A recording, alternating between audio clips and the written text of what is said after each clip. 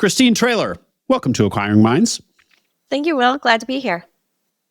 Christine, you bought a bed and breakfast business and its accompanying real estate.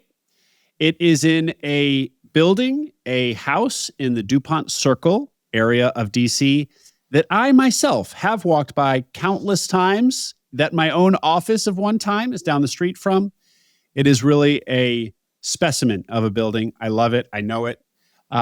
And of course, a bed and breakfast is a fantasy business for many, often a retirement fantasy. You are decades away from retirement. So let's get into this story. Give us some quick background on yourself, please, Christine. Sure. Thanks. So my background has really nothing to do with hospitality or bed and breakfast or even acquiring businesses, which some might find a little bit surprising. I actually started my career in international development. So I went to grad school studying international peace and conflict resolution. And my hope was to just be involved in the international development sector and do some good in the world. So I was in that sector for about 15 years in varying organizations and in different capacities, doing a lot of operational finance, project management work. And I got to a point where I really started to want to run my own ship and do my own thing and have a business that I could make the calls on my own and see the successes or failures of that, as opposed to international development where, your client is often the U.S. government or different multilateral stakeholders that appeasing is quite challenging, and you never know where the success metrics really are. And so I had always had this in the back of my mind as something I think I thought I would be really good at, but the means and opportunity never really came about until about a year ago, and thought, why not? I'll chase that dream. And somehow it came to fruition, and I sometimes still have to pinch myself that it did. Great summary. Now let me do some follow-up questions here. First of all, you thought you'd be really good at what? Hospitality specifically, or just owning any business? Both. I think hospitality for sure. I have always been referenced by friends and family and even colleague associates that I'm a very hospitable person, and that, the hosting and the kind of striving to make sure people are comfortable and well in hand comes as second nature to me. So I thought I would be good at that. But also given kind of the background of what I did in international development with operational finance, I did believe that I could run a business very well. So you have there's some finance, you have finance chops, Yes. if you will, even though Yes. you don't come from a strictly finance background. Yeah, it's not, full scale accounting or MBA studying, but managing kind of $50-60 million international development projects and supporting the financial backbone of some of these development organizations that I worked for. I got pretty well attuned to some of the necessary skills involved. And so just a little bit more on this awakening or change in taste for how you were spending your time or the future trajectory as you looked to the next, years of your career. A lot of my guests want to do something for themselves. That's really, I think, there are a lot of reasons people become entrepreneurs, but that's top of the heap. But they're already in business in some way. So your pivot here is a much more dramatic pivot because you weren't in for-profit land already. So I don't know. So maybe say more and probably like your circle, your orbit, there were more raised eyebrows and head scratches than my typical guest gets, which is already a lot. So say more about this. Christine has gone crazy decision. Yeah, I think some people were wondering if I should be checked in to check my mental state at certain times, because it was a very surprising turn of events. I think after the international development field is unfortunately completely dwindled now. So a lot more people are hoping they had considered something like this now. But that's such a good question. I think that with international development there, and where I had gotten to in the point of my career, there are a lot of opportunities to be the decision maker, be the manager of your own destiny. But the outside factors will always make it limited in what you can do, achieve, or the extent to which you can be successful. So I was working on a project in Ukraine, and Russia decided to invade, and those are factors completely beyond my control. So at the point I was where I was in my career, I wanted to really harness those skills that I had developed to make sound, reasoned, smart business decisions and have them be in a little bit more of a controlled environment where I could see what success looked like. And so the type of business was always going to be bed and breakfast. It wasn't, I want to own a business. It was, I want to own a bed and breakfast. If something had come along that was interesting that I thought I could do well, I don't think I would have said only bed and breakfast, but that was all that I had in my head because it was just such a strong mixture of kind of the qualities that I thought I bring to the table most. Mm-hmm. Great. For it to be successful. And financially, we're gonna get into numbers here throughout, but give us a picture of kind of salary that you were earning, or like what you thought you were going to need to replace, or kind of income that your bed and breakfast was going to have to generate to replace or come close to replacing. Yeah, so I was making right around the 150K salary mark. Once I retired from international development, I knew I probably wasn't going to make that right off the bat, starting anything brand new. And with the bed and breakfast model, and if we talk numbers, I can go into more specifics, but a lot of the business costs are also the living costs for me and my family. They're folded in, and so living expenses are much less than they were when I was working a salaried position and living in the suburbs. So I knew I could take a little bit less money home because our living expenses were so much more limited. So 150,000, but you could buy a bed and breakfast that generated less than that. First, because you recognized that there was just going to be some year or years of sacrifice to get back to 150. And also because so many of your personal expenses were going to be run through or paid by the business anyway. Okay. Now, of course, that point, which we'll return to, about small business owners often take advantage of, let us say, running things through their businesses. There's a lot of gray area there. In your case, it's actually much more direct. I mean, you are, as we'll hear, you are living on the premises of the bed and breakfast, not in the building. You're living in what's called the innkeeper's building. Yep. So we're gonna get a lay of the land there. Okay, and I heard you mention suburbs. So you were not actually living in DC proper before? Just right outside. Where? In Vienna, Virginia. You were living in Vienna. Yeah. Okay. As I think I'm in Arlington. So yes. And I also heard you say starting from scratch or something to that effect. Did you consider the realization of this dream in starting a bed and breakfast, or was it always by an existing? No, I entertained all possibilities. I knew it was going to be a lot harder, especially with bed and breakfast zoning and license restrictions, buying a property and then getting the necessary paperwork in line to be okay to run a bed and breakfast. So I knew acquiring an existing bed and breakfast would skip over all of that kind of paperwork headache. Especially, I did want to be in central DC.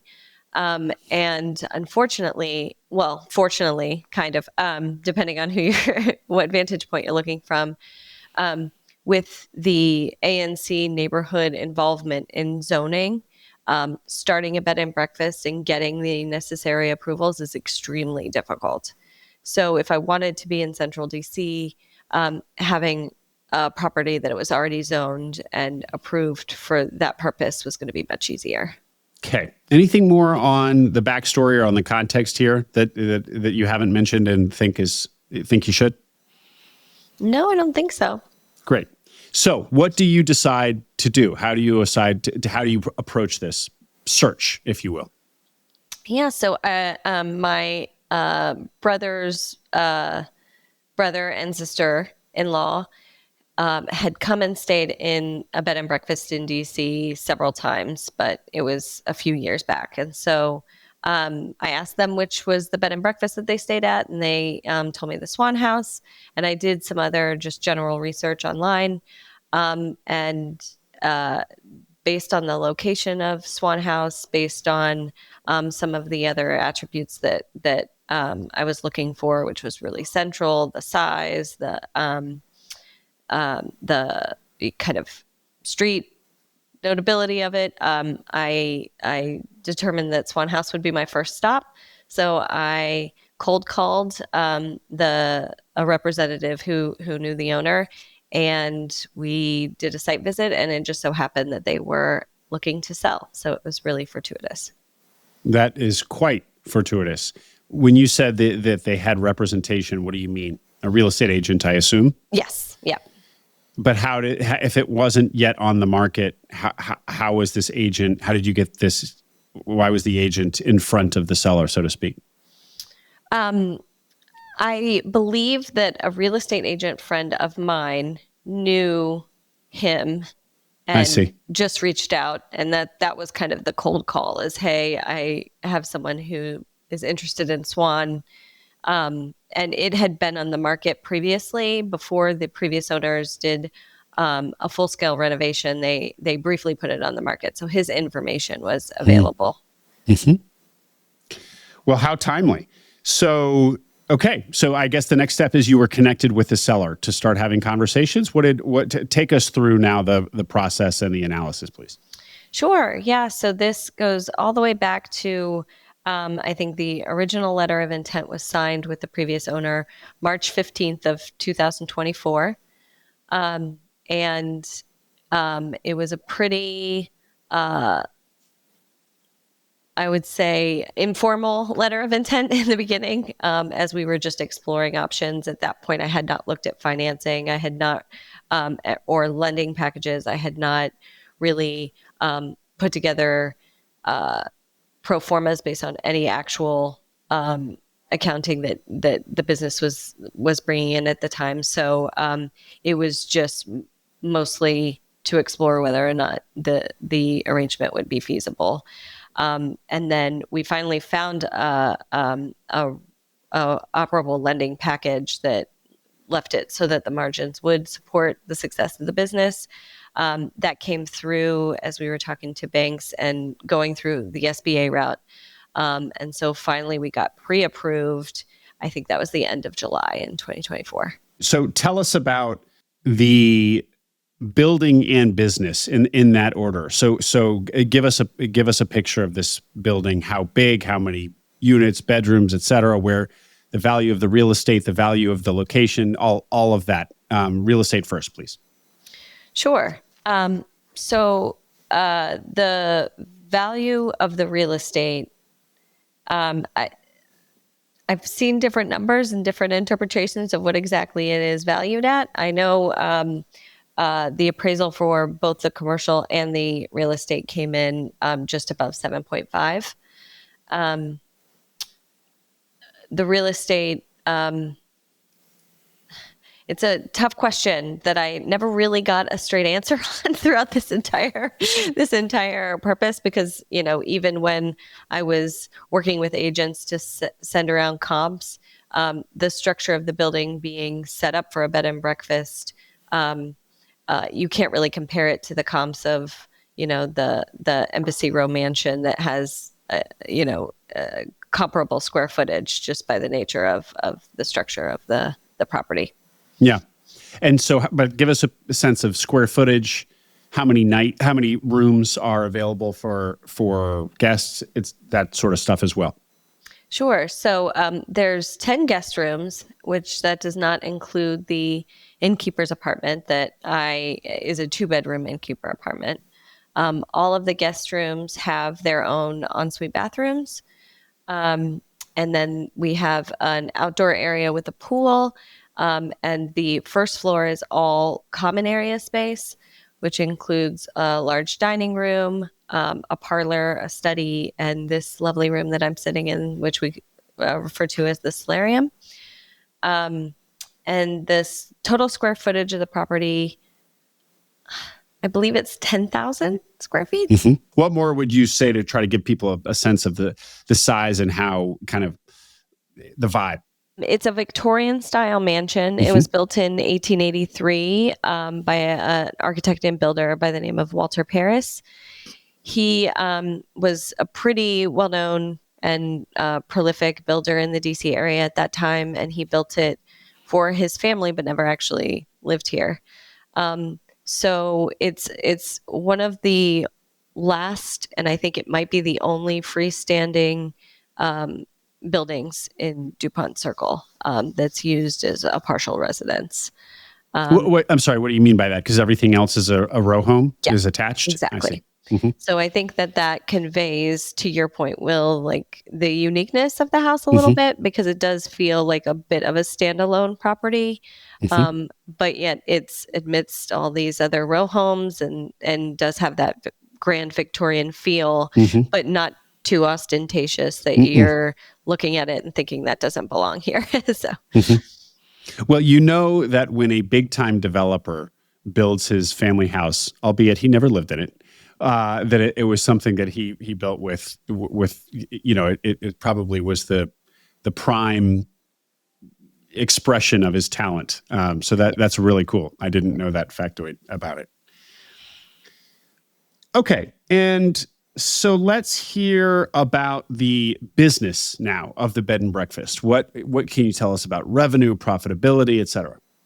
Sure. So the conservative estimates that we went with for year one after my acquisition went through was that we'd bring in just north of $1 million in revenue.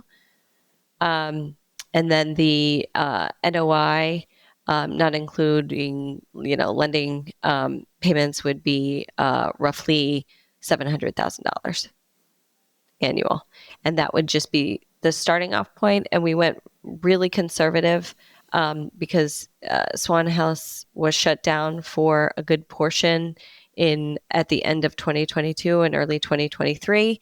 They did a full-scale renovation of the property, the previous owners did, and that had an impact on business, right? The return customer base kind of dwindled, and we knew that we'd have to build that business back up. So we wanted to go with a pretty conservative year one. So $1 million in revenue, top line revenue, is conservative. That's a lower number than you would expect it to reach at sort of full potential. Yeah.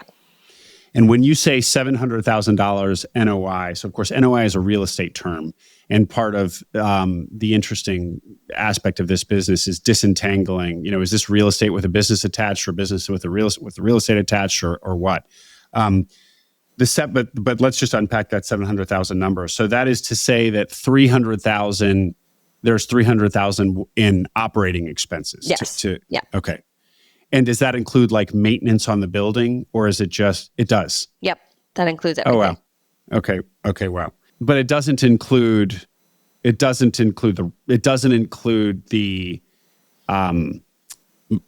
well, it's not a mortgage. It's an SBA loan payment. Yes. It doesn't include the payments, the loan payments. The loan payments. So one, again, kind of this, what's a little confusing here is often in a brick and mortar business, which essentially yours is, the rent payment needs to be considered as an operating expense of the business.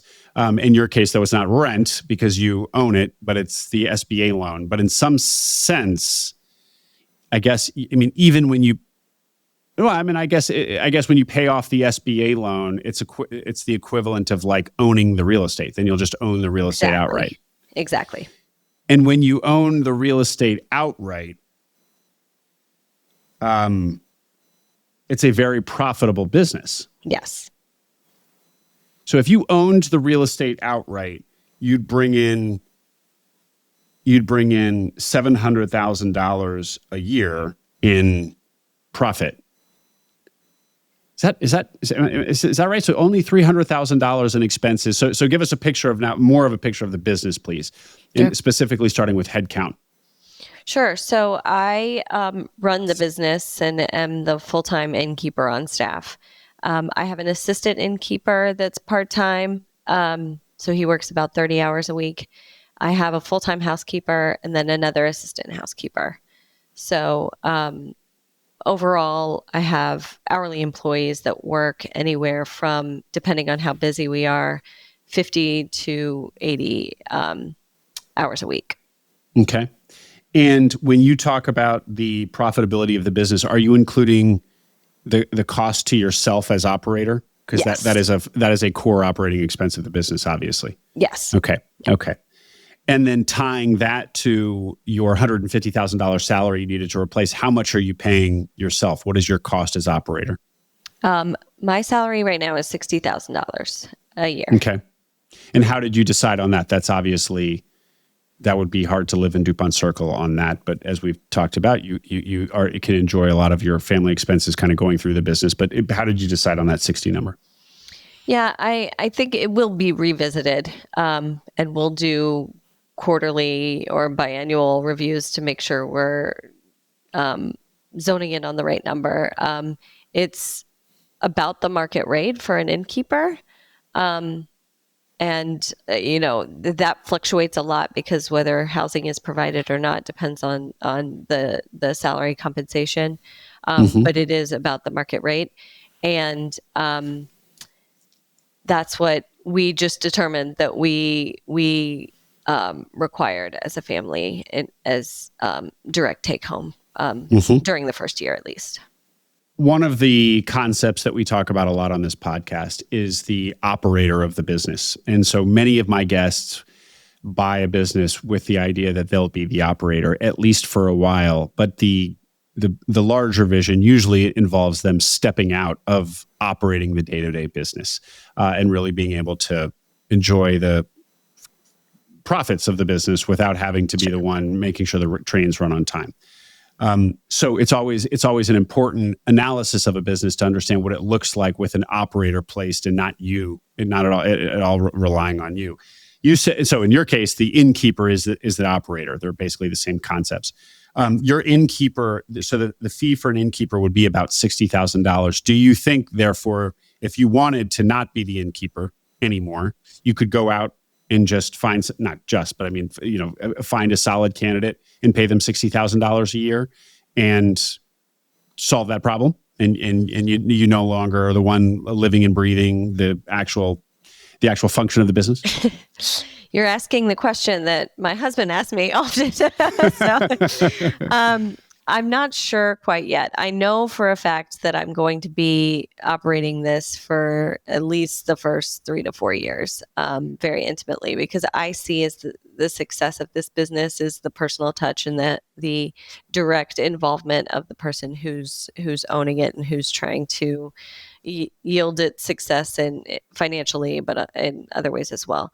So I think that personal investment is absolutely required, especially in the initial years. Whether or not we get to a point year 3, 4, 5 where I start to bring in someone who's my right hand who can do much more of the general day-to-day functions, I think that's a hopeful vision. I don't think we'll be moving off site, so there is no living potential here for another innkeeper unless we were to take a room away, which significantly decreases our revenue. So we don't want to do that. And then paying someone $60,000 in DC is not really a manageable possibility for most people. So there's factors to weigh in there, but I hope, and I've been talking to a lot of school hospitality programs in the DC area, that, there is someone who kind of wants to experience this and see how it works, and that I can bring in more intimately to really get involved. And then only then would I kind of step back a little bit. Mm-hmm. And do you feel like such a person exists? I'd imagine that for people who want to work in hospitality, running a gorgeous bed and breakfast in the middle of Dupont Circle would be like a dream job. It's hard. And for those of us who are not hospitality oriented, I personally couldn't do it, but I could see for those who are drawn to hospitality as a field that it would be a dream job. Yeah. And I've gotten a lot of interest, right? And especially from those hospitality programs at Georgetown and at GW. Oh, Georgetown they both have hospitality programs. They do. Oh, wow. So I think people are interested. It's just a matter of being competitive from a staffing perspective with the larger hotel chains that can offer a lot more compensation given how the financial margins of Swan work. I'm limited in what I can provide compensation wise. Right. Well, and of course you are bumping into exactly what so many guests do when they contemplate hiring somebody to replace themselves.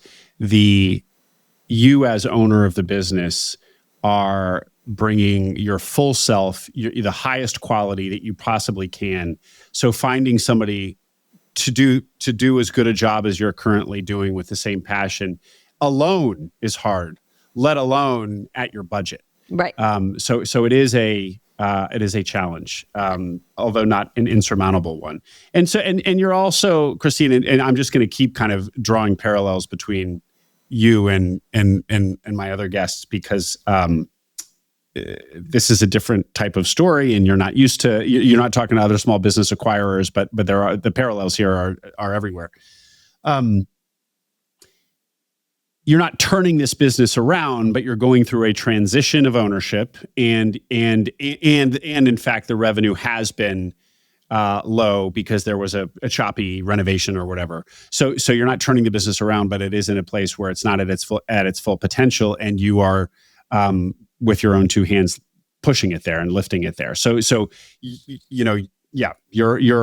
operational involvement until it gets to flying altitude is going to be required, and you think that'll take a few years. That's your kind of estimate. Mm-hmm. Yeah, absolutely. Mm-hmm.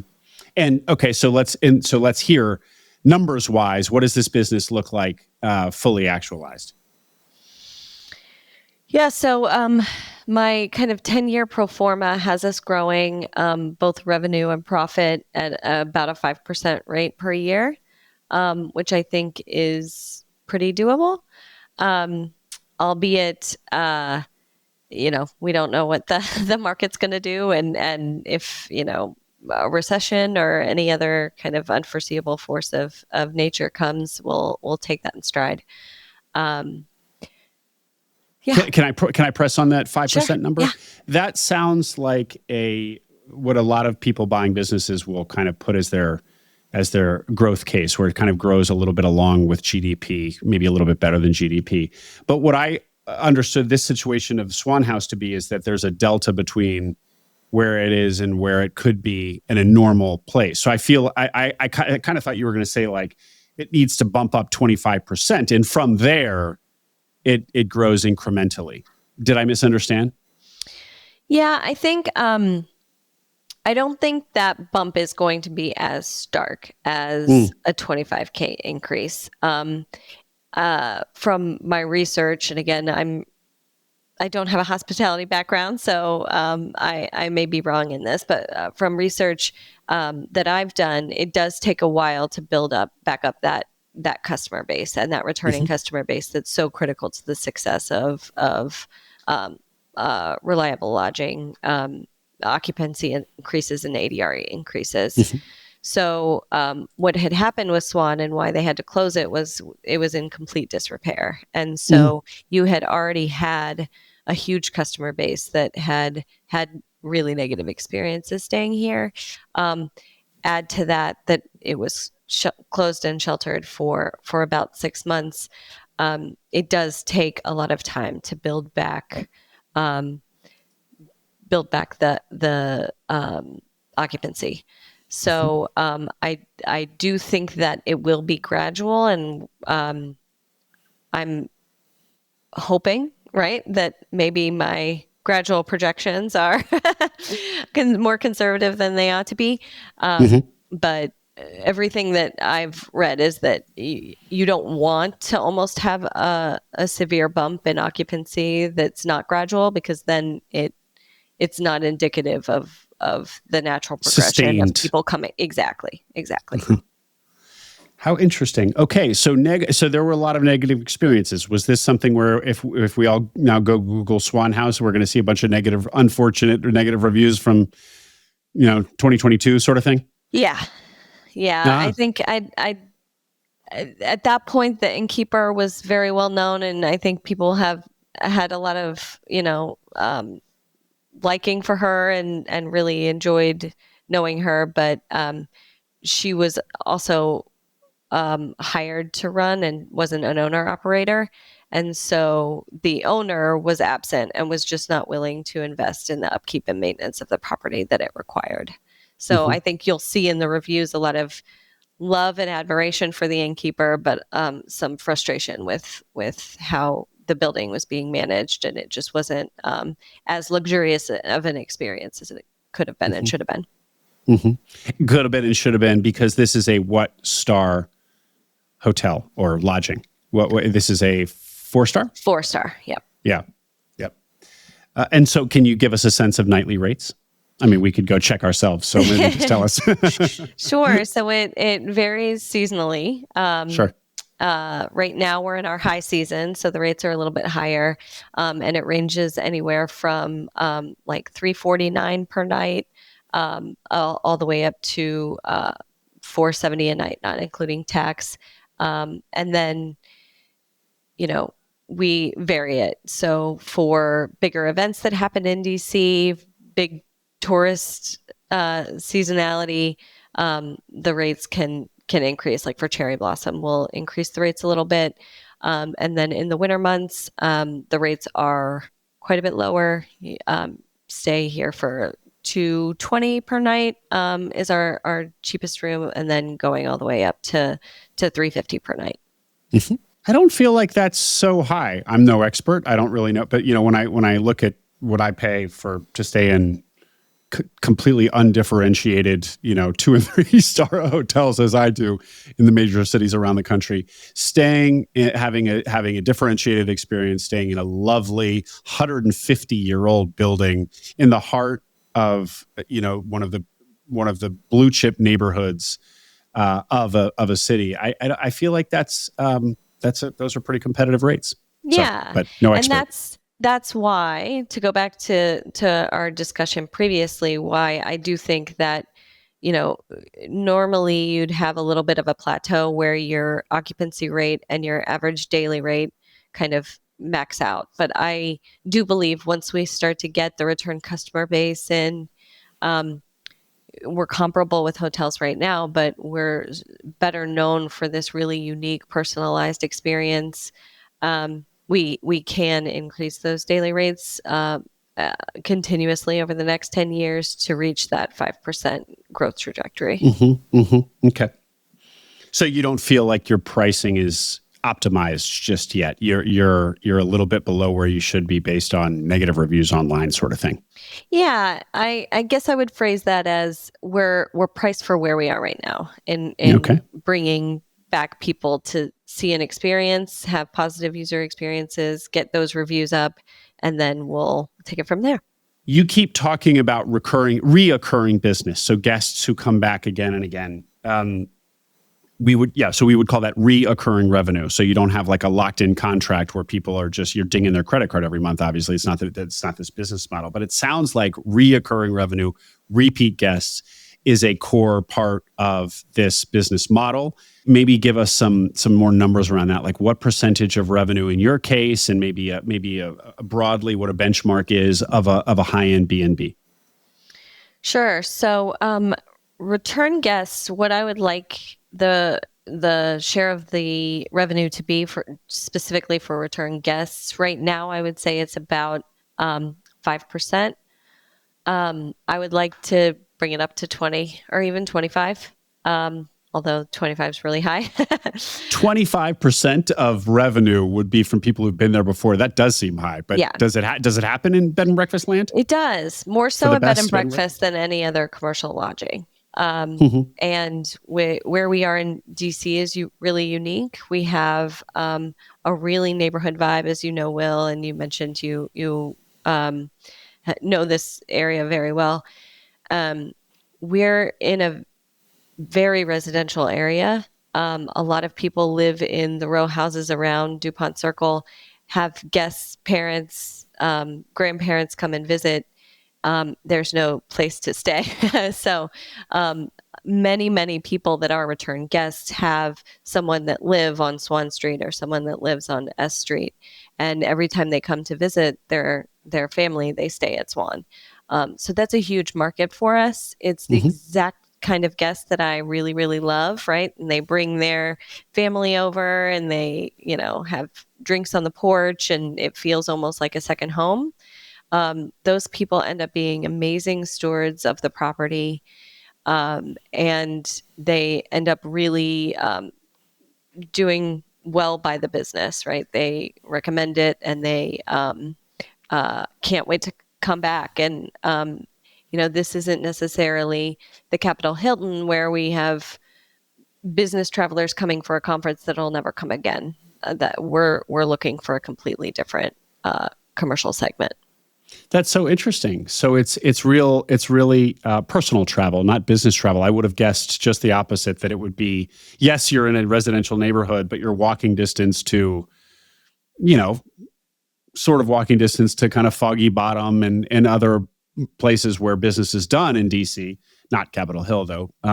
So I would have just thought that you'd have, diplomats who are regularly in DC coming through, but it's actually more families or connections to families that live in the neighborhood.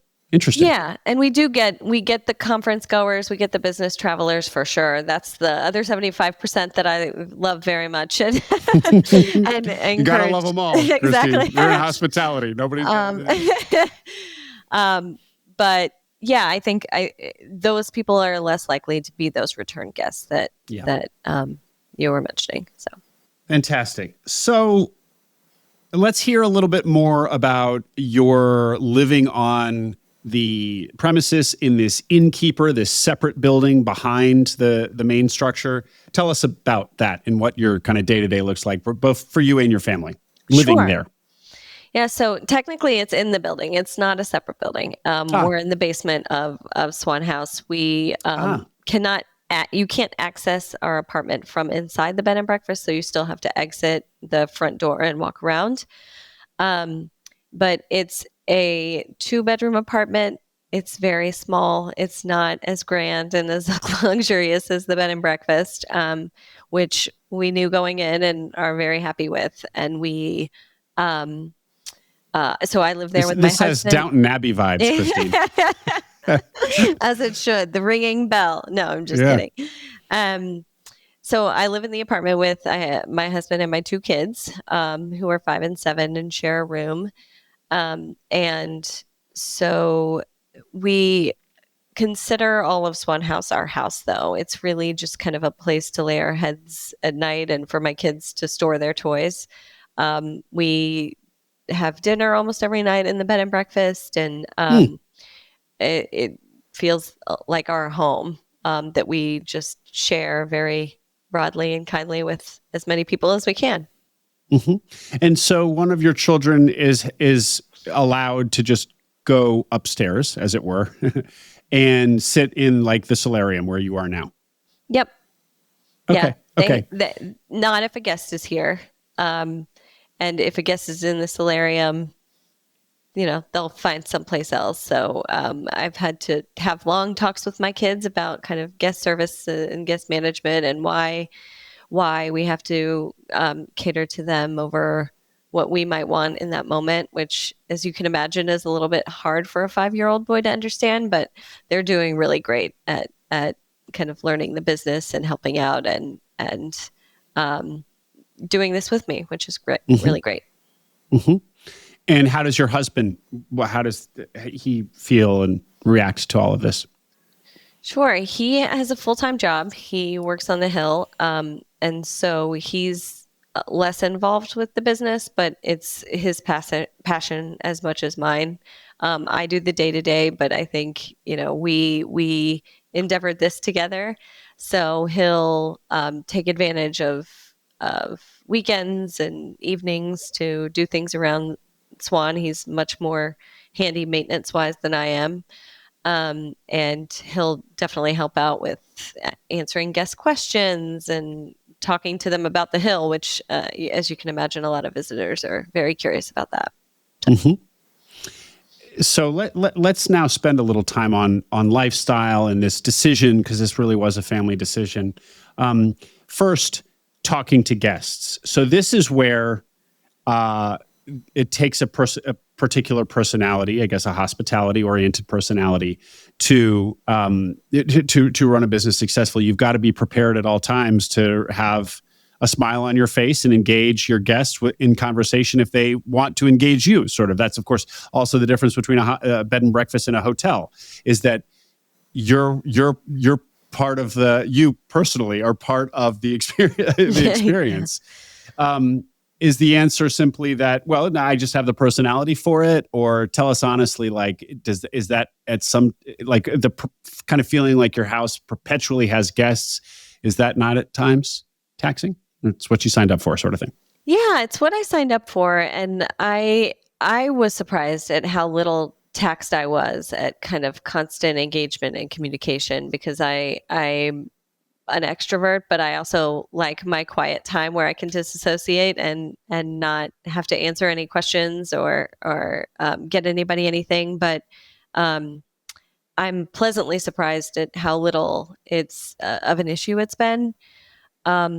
And I've been overwhelmingly surprised at how wonderful the guests tend to be, right? I worked in high school at a restaurant, and I swore I would never do guest services again, because you just have that experience where you're not really respected, and and so I had done a lot of self-preparation to prepare myself for the really negative guests and the really people that put you through the ringer, and the instances that I've had since I started at Swan where that's been an issue, there's one or two maybe, right? And so that's just been really amazing. And the people that have come through that I have formed relationships with make it 10 times worth it. Mm-hmm. And our joke about the ringing bell and the Downton Abbey, and actually tying this back to the possibility of ever hiring somebody to replace yourself. Are you on call 24/7 sort of thing? Or is it can't be just simply 9 to 5. So what does that look like?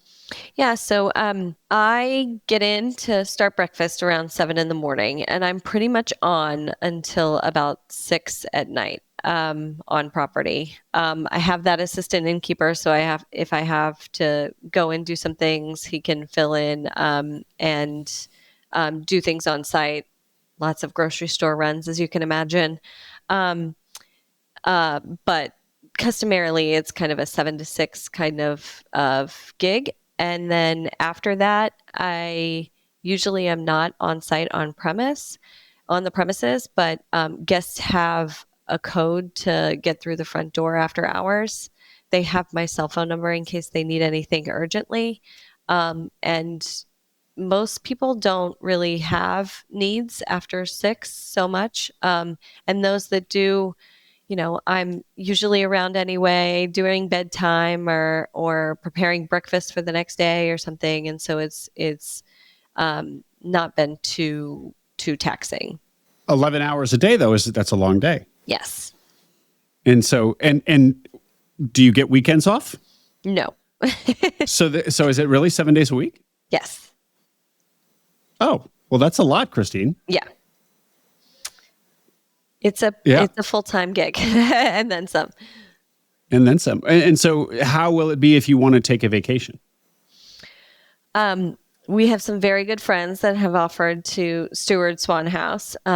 If we need to, and for a vacation or if family emergencies arise or anything like that. I don't know when that will happen, or I not envisioning that happening within the first year, but we'll cross that bridge. Okay. And then since we're on the topic of kind of lifestyle, let's tie this also back to the top of the conversation, your motivation for doing this. When you and your husband talked about this, what was the vision for your kind of family, for your building of wealth here? What was the kind of the grand vision, and how did that convince you to take the plunge? Yeah, so the grand vision was really being the masters of our own fate and owning this and running it, and having us know very well that we were the stewards of either success or failure. That was important to me, as I said before, just because of I was ready for that in my professional career, but important for him as well. And the hours are grueling, the work is hard, but at the same time, I was working 11 or 12 hours a day previously at my other job. Important point. And it wasn't necessarily for me, right? It was for another client or for someone else. So I think for him and I, it was really important that our sweat equity is put into something that's ours. And I know that's a common theme on this podcast that I've heard with other guests. So that was the grand vision. And I think we could see where family was incorporated into that sweat equity, as opposed to trying to dissect and separate. Okay, I'm going to work a 70-hour week, and then this is what that means then for the kids, right? This is much more integrated, and I think we were striving for that. Mm-hmm. So in fact that there's no longer a bright red line between work and home life is a feature, not a bug. Yeah. Mm-hmm. Yeah. And so I guess we've already talked about the real estate sacrifice, if you will, that you're living in 500 square feet. And simply the answer is that you actually allow yourselves to spread out through the entire place. Okay. And anything more to say about your kids and how you thought that this would impact them? Not that it's like some huge, enormous, horrible sacrifice or something, but it's a particular lifestyle. And anything more about how they fit in? I would just say, I think it is important to acknowledge and own that the fact that they can't run around the house, or the fact that they have to always defer to guests and be mindful of their presence is a sacrifice. And so we do have days where, I can take an afternoon and they get to choose whatever they want. They get to be as loud as they want, right? My daughter at this point is making us go bowling every Sunday afternoon.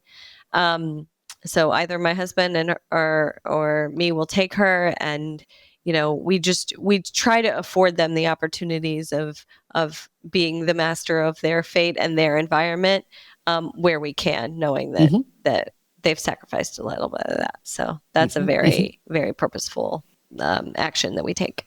Remind us the term, how you put this deal together, how somebody with an office job bought a $7.5 million business / piece of real estate. I mean, this is really expensive, a really expensive neighborhood in DC. Lovely, gracious, mostly row homes, as you said. 120-year-old buildings. I mean, it's really the sort of neighborhood you walk through and you're like, oh, one day I'd love to live in one of those. And you live in the neighborhood mansion, the most kind of coveted structure on the block, really. So how did you pull that off? Let's unpack the deal. Sure. Yeah. So we worked with SBA. And we maxed out the SBA loan. So we have a $5 million SBA loan. a 7A term. And then the same bank that we went through the SBA with gave us a direct loan of $779,000. And then the rest was just a mixture of seller financing, our personal contribution, and additional funds for working capital. Okay. So sorry, what was the 779,000? That was the bank that facilitated the SBA gave us another direct loan for $779,000. Oh, I see. So that was in probably addition to the SBA. I see, and it kind of and that was a conventional loan or just kind of a bank loan. Okay, so that's probably pari passu is what that probably was. Does that sound right? Yes. Okay, so $700 or call it $800,000 on top of you max out the SBA loan that gets us to $5.8 million, and then so there's still what is that 5.8 to 7.5 to 1.7 to account for. That came between seller note and your own cash. Yes. Yeah. Can you break that apart? The seller doesn't want me to get into any specifics, but it's roughly half and half. Okay. So you brought a considerable amount of cash to this. Yes. Hundreds of thousands of dollars. Yes. Which you had in savings. Yes. Yeah. And so did that kind of clear you out? I mean, did you put kind of everything on the line to do this? Yep. Definitely. You say it so matter-of-factly. Good for you. Great. Okay, so hundreds of thousands of dollars from you, hundreds of thousands of dollars in seller note, $800,000, call it, for a conventional loan, fully $5 million SBA loan. Okay. And the business, after paying you, and understanding that frankly you're underpaid, but after paying you, the business generates $115,000 a year in. So the return on your cash is, if you put a few $100,000 in, well, we don't know the number, but that is going to be 10 to 20%, I guess. Am I doing the math right? Probably, or more like probably 15 to 20%. But you also told me, and we didn't get to, that you expect that 115 number to grow. Yes. So as the business realizes, grows, and your rates maybe go up and your occupancy goes up, you think that the profitability number will expand pretty quickly? Yes. Yeah. To what? So by year 5, I'm hoping, or at least we've projected, that the profitability after all loan payments and everything is up to $350K. And after paying you? And after paying me. Although if it's that profitable, you'll probably pay yourself more than 60. You'll probably start getting into 100. Yeah. So let's say it'll be more like 250 to 300 after paying yourself a real salary. So you've got a business that's generating 250 to 300,000 of what we call SDE. Well, actually, no, that would actually be EBITDA, because you're accounted for you operator salary. And you're paying down a piece of real estate that is worth, we don't know what percentage of the $7.5 million, but that piece of real estate, I feel like, is probably worth 5 to 6 to 7. Yeah. I think that's a safe assumption. Yeah. I mean, that's a wide range, 5 to 7, admittedly. So over 10 years of doing this, you've got $250 to $300,000 of cash flow that you can put toward retirement, whatever, save. And you're paying down a property that you will own at the end of 10 years. That's let's call it $6 million property. Mm-hmm. And you will have been the master of your own destiny, which was really priority number one in all of this. I'm no real estate investor, so there is a way to think about this from a real estate perspective. So I don't want to act like it's an amazing real estate acquisition. I can't really tell, but from where you were and what you were trying to escape, to how you're spending the next 10 years, it seems like really a dream. You will build real wealth here, being the captain of your own ship, and earning great income. Not yet, but if you can hit those numbers, you'll be earning a great, just pure year-to-year income. Yep. That's the goal. That's the hope, and that's what makes the long days worth it, and all of the sacrifices that are there. We're willing to go on that ride. Mm-hmm. Mm-hmm. Can I ask how old you are? I turned 40 this year. Okay. So you spend your 40s doing this. So by the time you're 50, you may have a piece of real estate worth, and with inflation and probably growth and the real estate appreciation, that could be a $6, $7, $8 million property then, and a business. Wonderful. Good for you, Christine. Thank you. And it's just such a cool business, right? It's different and unique, but fun, and every day is different. And I know that's the same with a lot of people in business, but there truly is no 2 days alike. So. It's actually in small business land. Yes, there's often chaos and unforeseen problems, but there's also a monotony to it, especially once the transition. An entrepreneur is on the other side of the transition, and they're a year or two into the business. It can actually be quite repetitive. I'm sure there's an aspect of that for you as well, but because you're having such personal dealings with all the guests, it probably feels less repetitive, maybe less monotonous than other small businesses. Absolutely. And this may come across as a bad thing, but it's not necessarily that, the roof leaking one day or this toilet breaking the other day, or, talking to someone about extra landscaping that will really beef up this part of the outside of the house, right? Like, those are the things that are unforeseen and sometimes stressful, but also make it, really interesting. Yeah. There's probably, this is totally, who knows, but I wonder if there is a sense of, this is such a gorgeous piece of property. It's so old now that when you repair things, there's a sense of, I've heard you use the word steward, that you're really taking care of something that has a soul. Forgive me if it gets too woo-woo, but I can imagine that there's a sense of kind of, that you're really caring for something important. Absolutely.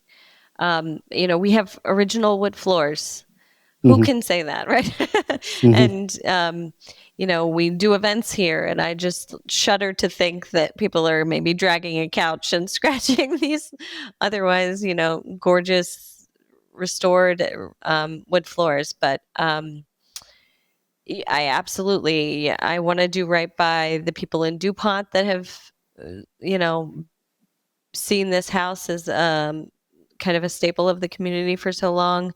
I want to do right by, DC historical designation for the less bureaucratic side, but, the wants of people in the community to kind of really make sure DC is restored to a certain extent.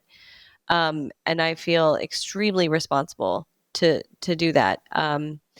And it's a challenge, right? Because the crown molding has about 6 layers of gloss paint on it and is probably disintegrating from inside, but is original. And so you just have to, luckily we're in DC, and I can speak to the best of the best when it comes to restoring and rehabbing and managing historical infrastructure. So, yeah. Although I will say, just hearing you talk, Christine, and knowing, spending years in a former life kind of in the real estate orbit of DC, when you have such a visible and prominent business and property in a neighborhood like Dupont Circle, you said you're trying to do right by the neighbors, trying to do right by, the preservationists. Like, they're also, it must chafe a little bit that everyone feels like they're stakeholders in your business. After all, wasn't that what you were trying to escape? Yes. This is not their ship that you are the captain of. This is your ship. So there's got to be a little bit of hold on, everybody, this is my business. Yes. Yes. Yeah. There's Yeah. absolutely some of that. And, we get knocked on the door all the time of neighbors saying, I don't like that bush, or take care of that. Right. So there's Really? absolutely, oh yeah. There's absolutely an extent to that that can get a little grating, but I wouldn't have it any other way. Hmm. I think part of what's going to make this business successful is it not just feeling like another um, hotel that goes around the corner, is um, that that everybody is invested in its success. We have a neighborhood book club that has been meeting here for the last 10 years, and they come the first Tuesday of every month. And, I'm talking to restaurant owners about using the dining room for a pop-up experience. And Oh, that'd be so cool. I think it's just, if it's not a part of that neighborhood culture, it loses some of its kind of majesty a little bit. Hmm. Hmm. It's well put.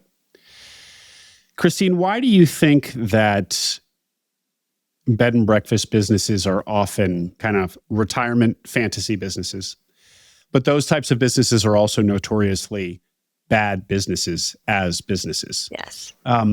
Why, now that you're on the inside, do you see that? Do you feel like it's a difficult and bad business, and it would be easy to fail at?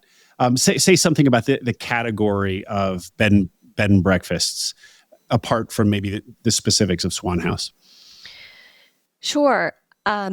So not to kind of broadly judge or stereotype anyone, but the classic retirement run a B&B model, I think, Yeah. is sacrificing almost wholly the entrepreneurship angle of what might make it successful, right? So if you're retired and you just want to um, have people stay in a room and make them a breakfast every once in a while and cater to them, sure, but you maybe not striving to make their experience an absolute luxurious one.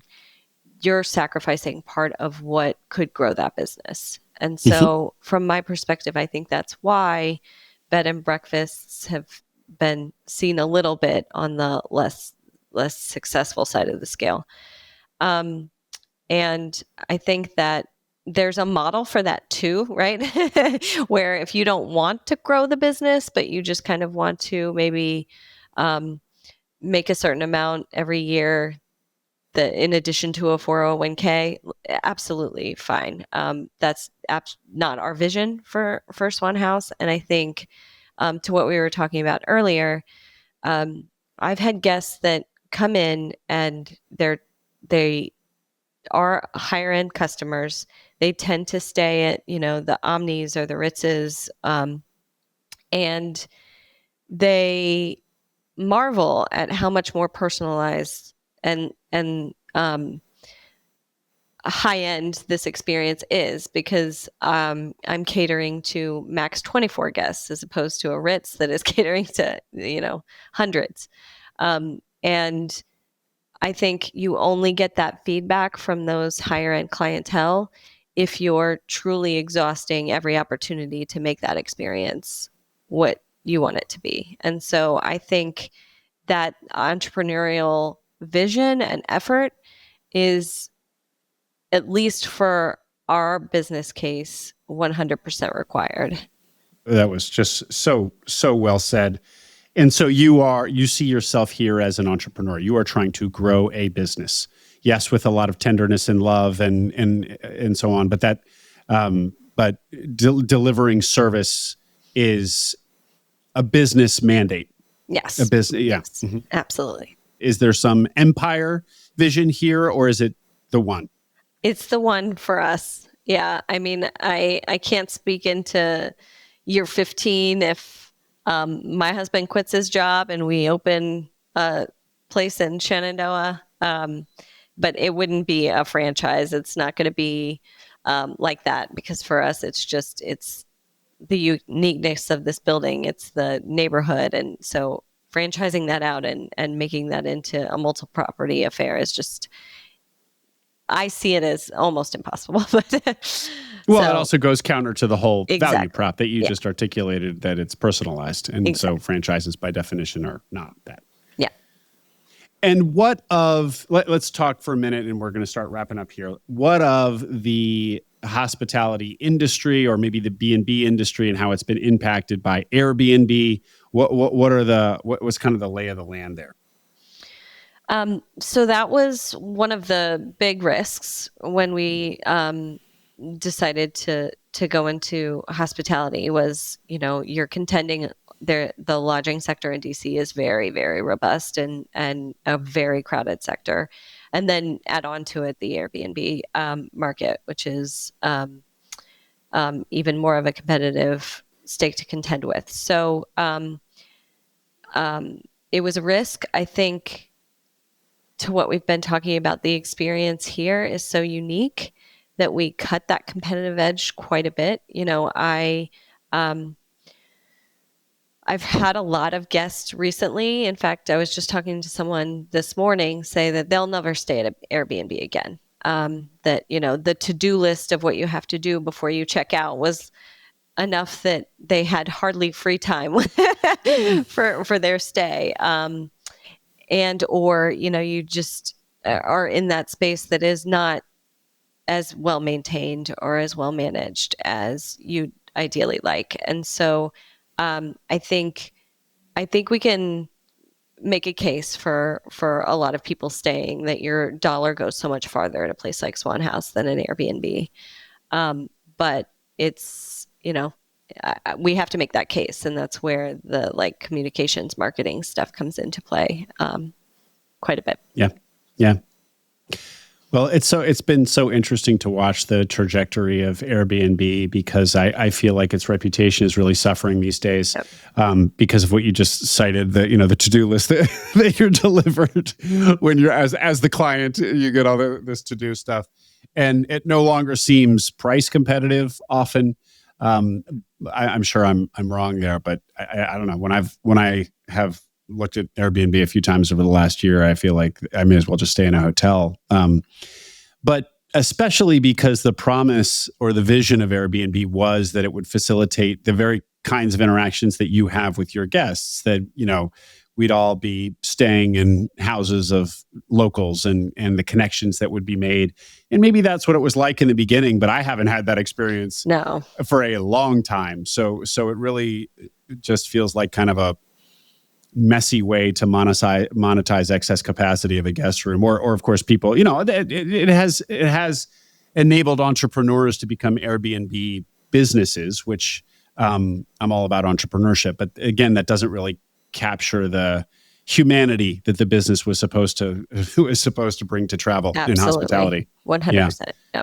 So kind of ironic that the anti-Airbnb play is just just B&B. A regular B&B. the original. Christine, anything that we haven't talked on, either the mechanics of the acquisition, the process of the acquisition, the transition, running the business, or the numbers, or the lifestyle, anything that I'm missing that you think some other person out there who really admires what you've done and would want to do it themselves should know? I guess I would just say, I don't have a business school background, and acquiring a business was absolutely completely foreign to me. And I had no idea what the terminology was, and the structure, and the timelines and LOIs and all of that I had to learn very quickly. And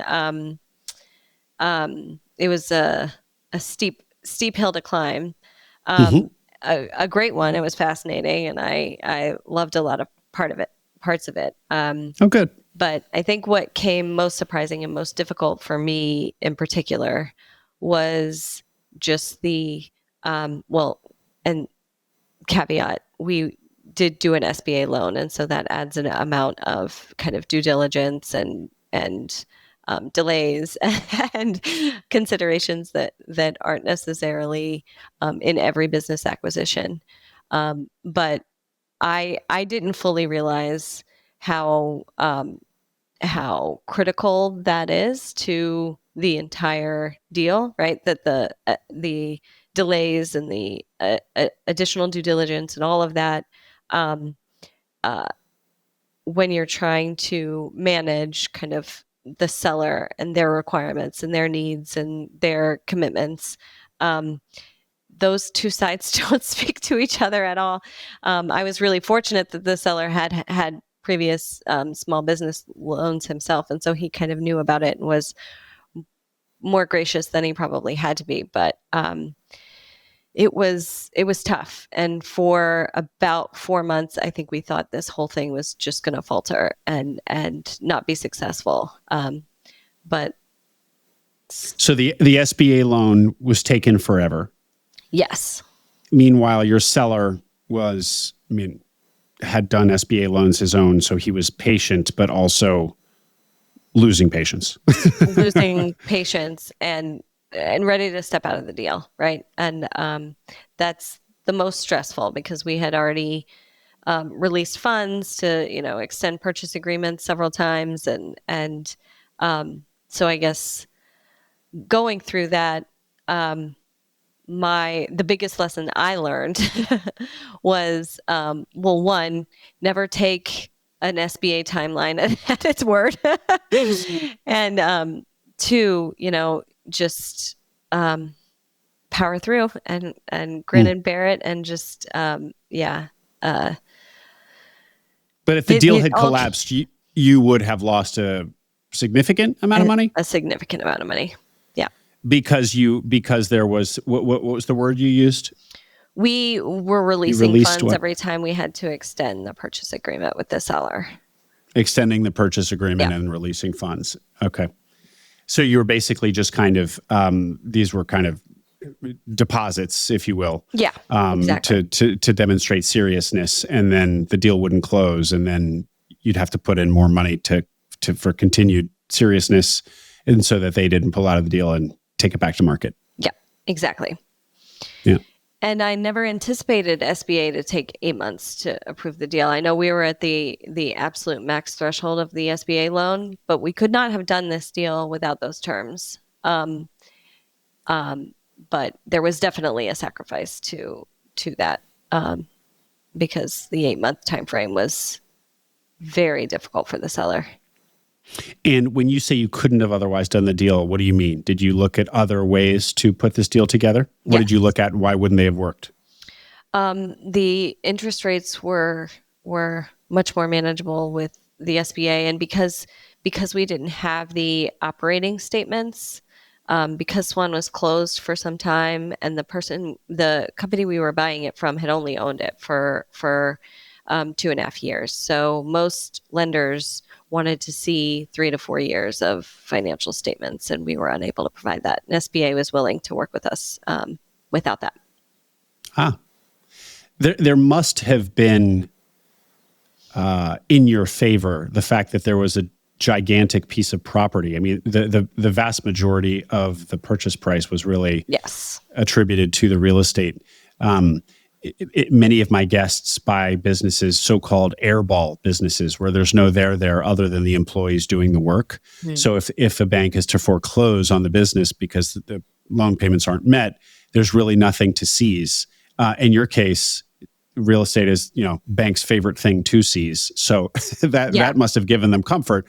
But it sounds like, in fact, why do you think it was taking so long? You've said because you didn't have they didn't like the fact that the business had no performance documentation. Yeah. But why? Any other reasons it was taking so long? I think it was the end of the year. We got pre-approved in July, approved at the end of October. It was so it was pre-approved by the bank and then was submitted to SBA in November, right? And so then you're getting into the holiday season, which is just unfortunate. And then it had to go to special committee at the SBA because of the nature of my husband's job. So what is that? Can you say more about that? Sure. So it was referred to the SBA Standard of Conduct Committee, because my husband works on the Hill. And so that added, I think. So like an ethics audit of the situation, or conflict of interest audit sort of thing. Yeah. Mm-hmm. And going back to a point that I kind of glanced off earlier, do you think that this is a piece of real estate with a business attached, or a business with a piece of real estate attached? It's obviously it's more a real estate purchase. What it is, it feels like, is you were able to buy a huge, beautiful, expensive piece of real estate because it had a business that enabled paying down the loan on the real estate. Absolutely. You put it beautifully. That's exactly how I think of it. Mm-hmm. Yeah, because fundamentally the business, the real estate, is, we've already said, it's worth, we kind of roughly $6-ish million.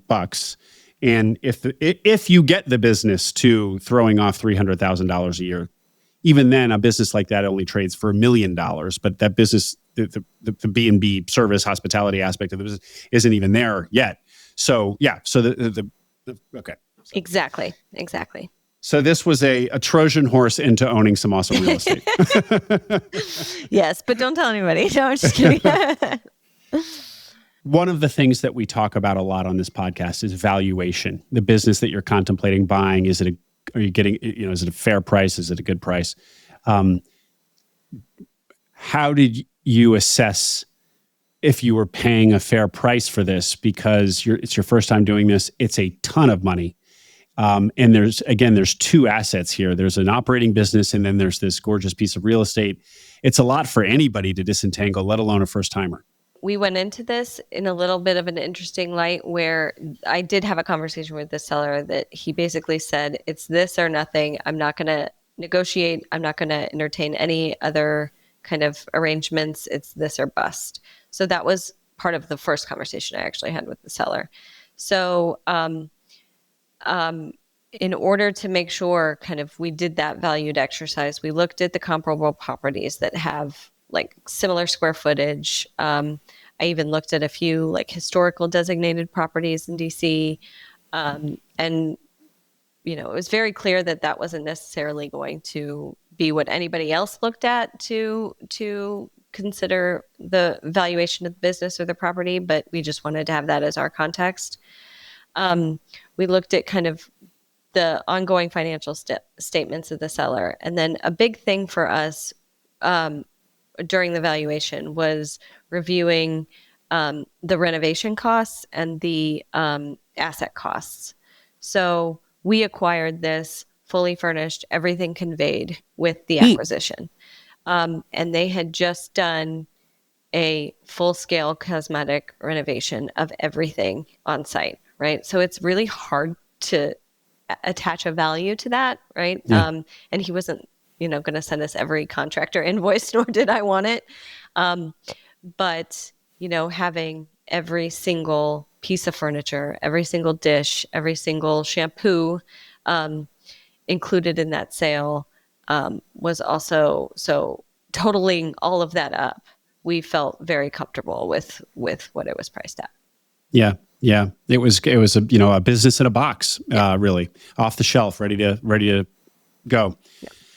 Yeah, and I guess the analysis is like, look, here's the expenses, and here's what the business generates. It pays me, and we'll have hopefully $100,000 left over at the end of the year. That will grow to $300,000 or more over the next few years. And again, all the while, almost thinking about it also through the homeowner lens, which is most homeowners spend 30 years paying down their mortgage. We have the opportunity to own the nicest piece of property in Dupont Circle over 10 years. And I get to operate my own business and step out of a career that I don't like. Yeah. So that's kind of a first principles analysis. Yes. Yeah. And a strong one. That's Absolutely. So neat. That's so well. Congratulations to you guys again, Christine. What a neat story. Thank you. The business is the B&B is Swann House, everybody. That's Swan with 2 N's, heart of Dupont, lovely place. How can people reach out to you, Christine, if they have questions? Sure. You can email me at christine@swannhouse.com. Again, that's Swan with 2 N's. You can also call the bed and breakfast if you want to talk to me. I answer the phone, and it's publicly listed, but it's 202 265-4414. And also follow us on Instagram if you'd like. It's Swann House BB is our handle. Swann House BB. Great. Well, maybe one day you'll see a reservation come across for me and my wife. I'm so eager to get in there and experience it.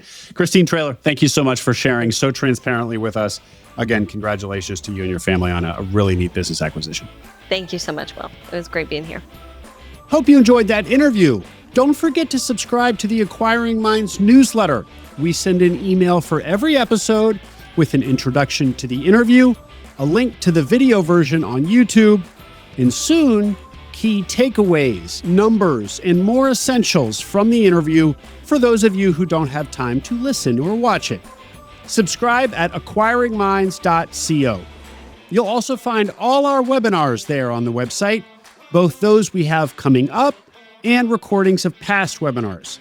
At this point, there are over 30 webinar recordings, a wealth of information on all the technical nitty-gritty of buying a business. acquiringminds.co.